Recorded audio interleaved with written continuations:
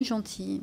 Merci. Je voudrais effectivement poursuivre sur cette question des crédits militaires. Monsieur Pupponi a parlé tout à l'heure effectivement du symbole un peu désagréable des crédits de l'État qui se retirent de l'ANRU. Mais là, on est dans le symbolique, effectivement, sur une cause forte, les quartiers, mais on est dans le symbolique.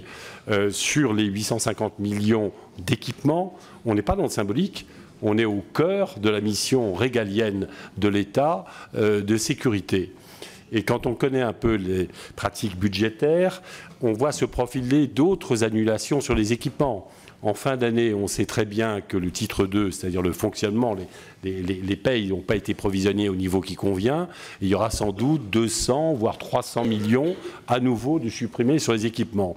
Et donc les équipements vont prendre dans cette année plus d'1 milliard de crédits dans la vue. Et donc, ce n'est pas un problème gênant pour les chefs d'état-major, il en va de la crédibilité de la France. C'est-à-dire, avec 1 milliard de retard pour aborder 2018, tout ce qu'on raconte sur 2025 ou 2030 n'est plus crédible.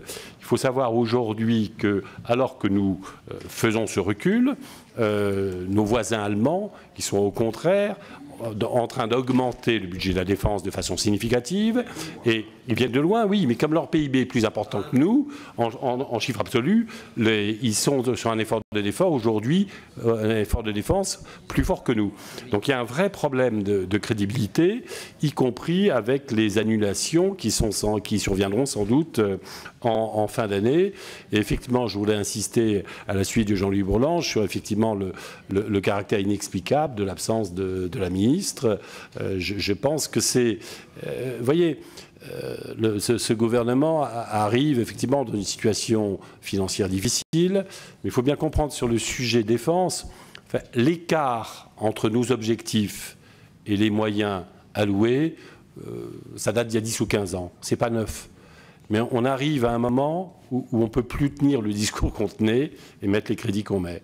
Et donc, on peut très bien choisir de réorienter notre politique de défense, dire que les OPEX, c'est pas inutile, que ça complique les choses en Afrique plutôt que les Américains. Tous les débats sont possibles là-dessus. Mais en tout cas, on ne peut pas continuer à dire qu'on veut maintenir l'outil tel quel, agir comme on a agi par le passé et faire cette baisse de crédit. Il y a une contradiction majeure. Il y a besoin d'explications, pas seulement d'explications de la ministre, mais d'un débat public sur le sujet.